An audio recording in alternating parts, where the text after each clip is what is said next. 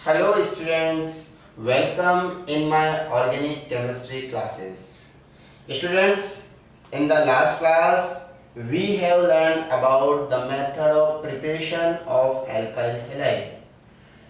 Then today I will discuss about the nature of CX bond in alkyl halide.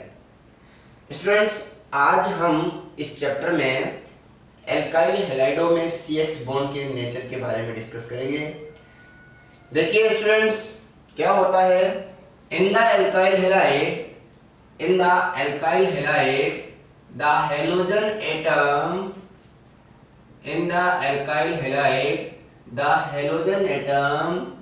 bonded with the carbon atom, bonded with the sp3 carbon atom. You know very well.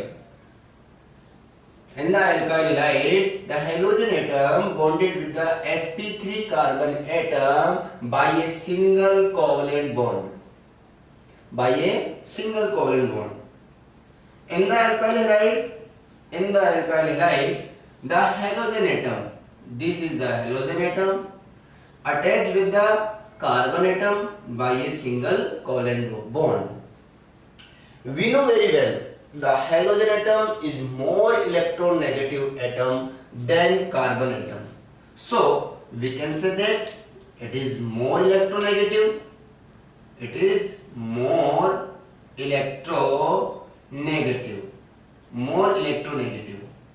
And this is less electronegative in comparison to halogen atom.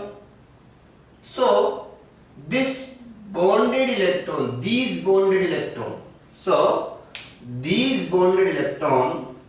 attract towards the halogen atom. इसीलिए ये जो bond के electron हैं वो halogen atom की ओर attract होते हैं।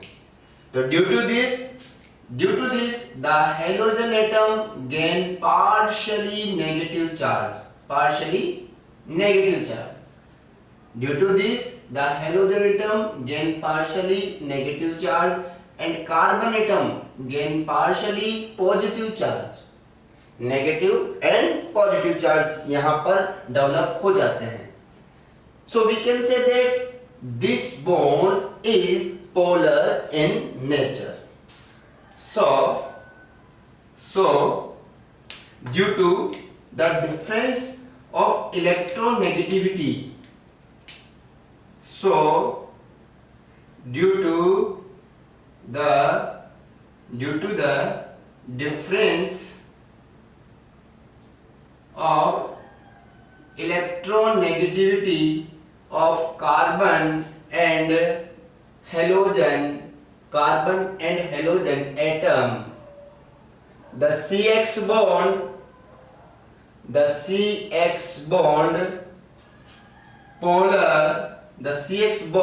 is polar in nature. ठीक है, the CX bond polar in nature. Students, due to the polar nature of the CX bond, the alkyl halide shows nucleophilic substitution reaction. तो एक nucleophilic substitution reaction को show करने का जो एक main reason है वो इस CX बॉन्ड का पोलर होना ही है।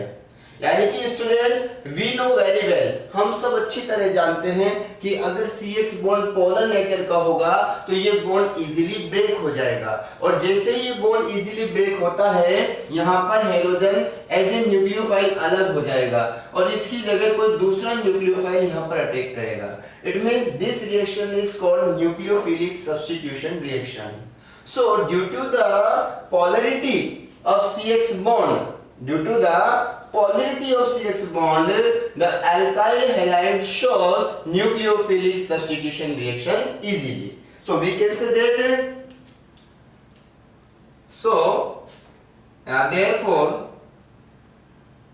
therefore the alkyl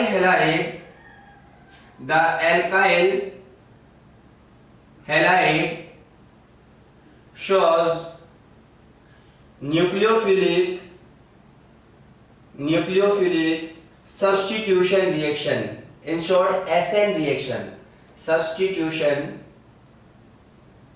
reaction, the alkyl halide shows nucleophilic substitution reaction due to the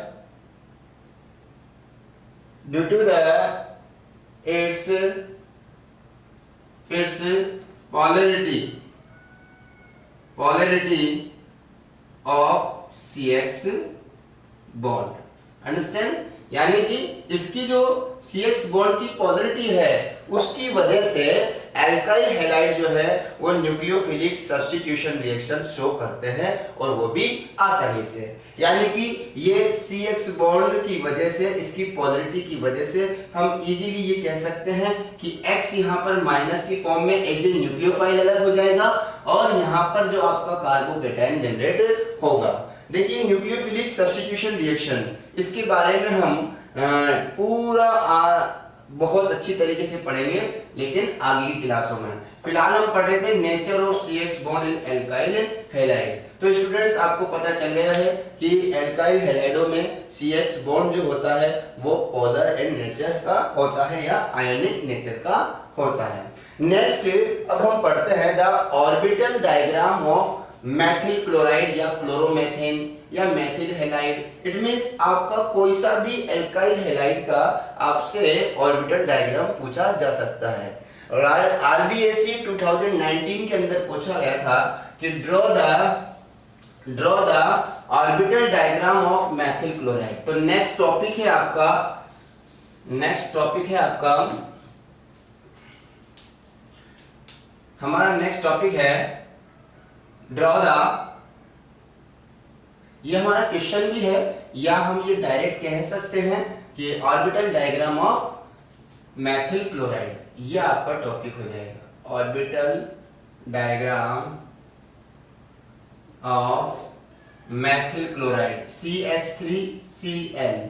it means हमें इस CH3Cl का ऑर्बिटल डायग्राम बनाना है। स्टूडेंट्स अगर मैं CH3Cl की स्ट्रक्चर बनाऊं तो CH3Cl में ये आपका CH3 और ये आपका Cl। तो वी नो वेरी वेल कि यहाँ पर जो ये कार्बन एटम है ये sp3 हाइब्रिडाइज और कार्बन एटम है। इट मींस इस sp3 हाइब्रिड कार्बन एटम का जो sp3 ऑर्बिटल होते हैं, यानी कि वी नो वेरी वेल हम जानते हैं sp3 बनता है 1s ऑर्बिटल एंड प्लस यहाँ पर 3p ऑर्बिटल पार्टिसिपेट करते हैं और आपके पास बनाते हैं 4sp3 hybrid orbital. sp3 hybrid orbital बनाते हैं। देखिए स्टूडेंट्स एक बात याद रखेंगे, in the process of hybridization की प्रोसेस के अंदर जितने ऑर्बिटल पार्टिसिपेट करते हैं हाइब्रिडाइजेशन की प्रोसेस में, यानी कि in the process of hybridization जितने ऑर्बिटल पार्टिसिपेट करते हैं उतने ही न्यू हाइब्रिड ऑर्बिटल का फॉर्मेशन होता है। 1s ऑर्बिटल और 3p ऑर्बिटल यहां पर टेक पार्ट कर रहे हैं तो 4sp3 हाइब्रिड ऑर्बिटल बन रहा है। तो स्टूडेंट्स ये 4 जो sp3 हाइब्रिड ऑर्बिटल होते हैं इनकी स्ट्रक्चर कुछ ऐसी होती है, एक स्मॉल लोब होता है और एक लार्ज लोब होता है। Small lobe negative, large lobe positive या बिग लोब हम कह सकते हैं। तो 2 लोब्स यहाँ पर होते हैं, ठीक है। इस तरह के यहाँ पर 4 टोटल कितने बनेंगे, ये टोटल बनेंगे 4 ऑर्बिटल। ऐसे कितने ऑर्बिटल बनेंगे, 4 ऑर्बिटल। चाहूं तो मैं इन चारों को बना सकता हूं 1 2 3 और ये 4, ठीक है।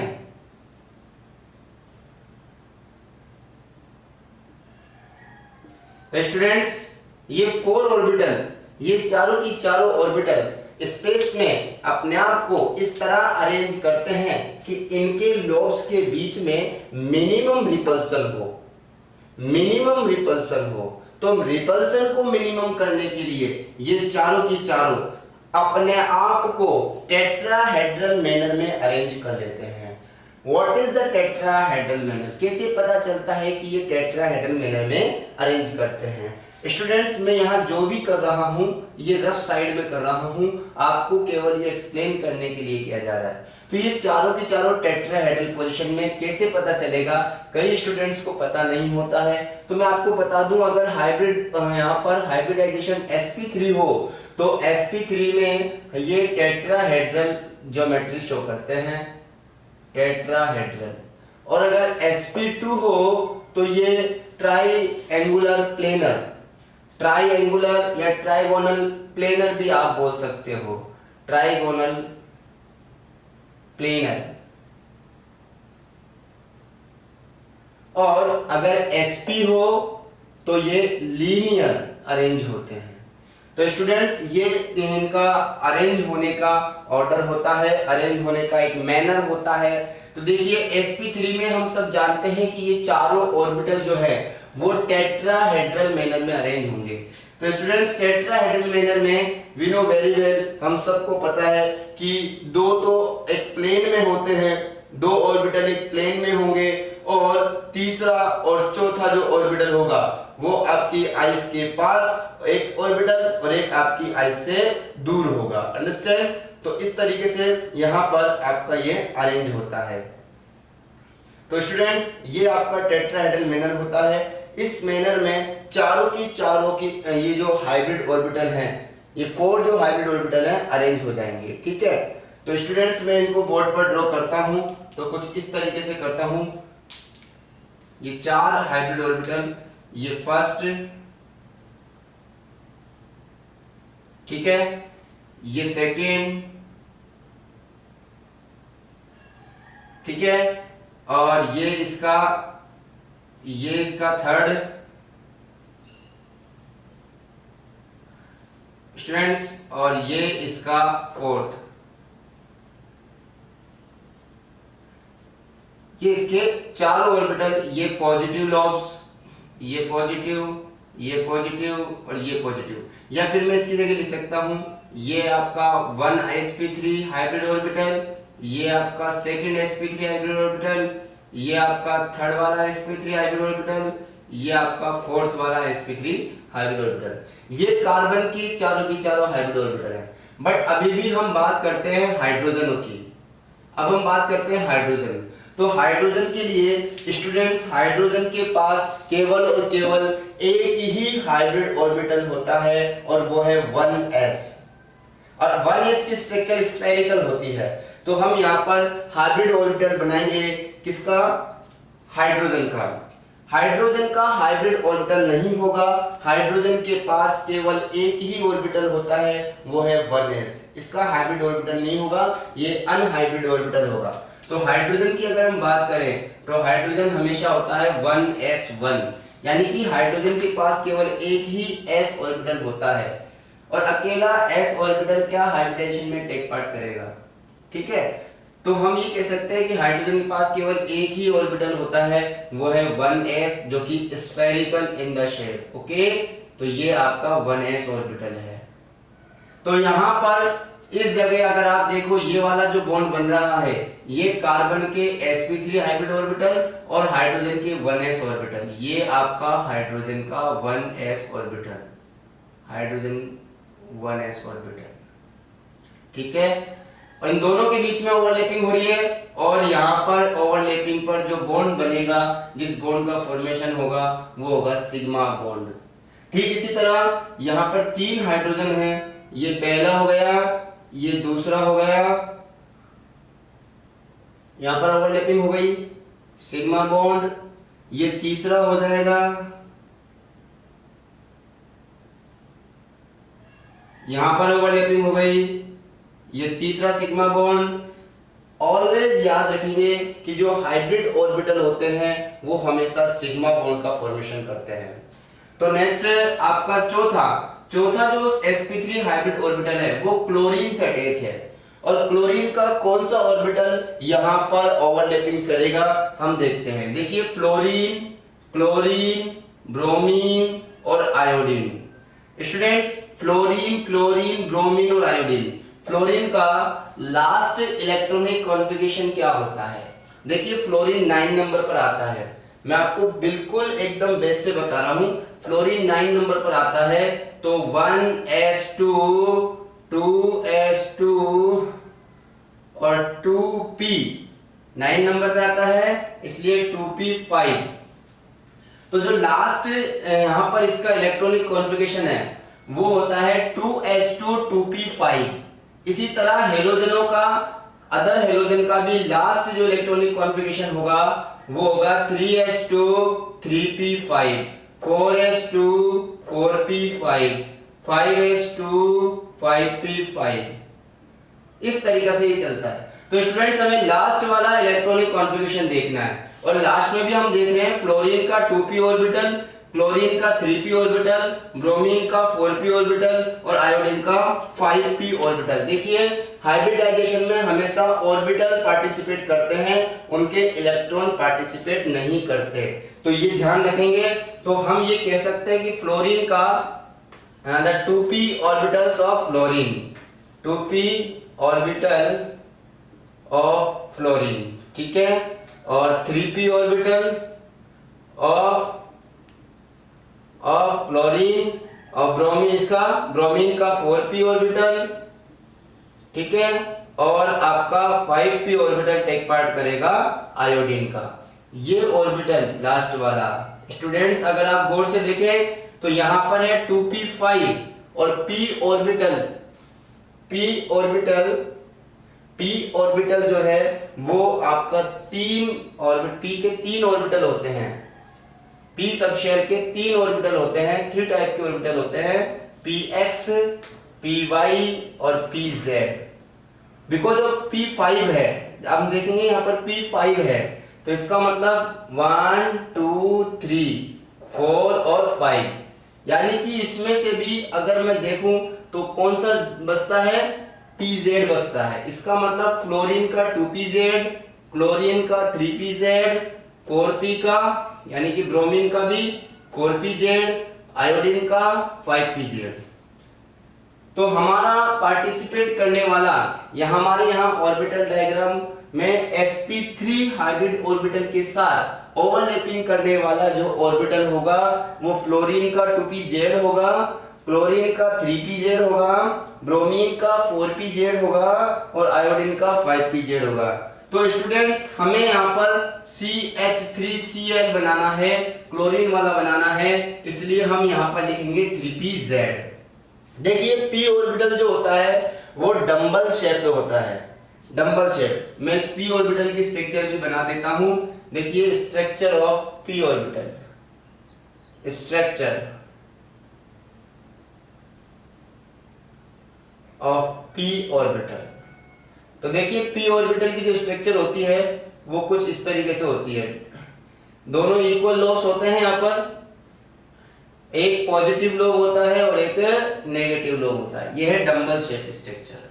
तो pz ऑर्बिटल है, ये pz ऑर्बिटल है।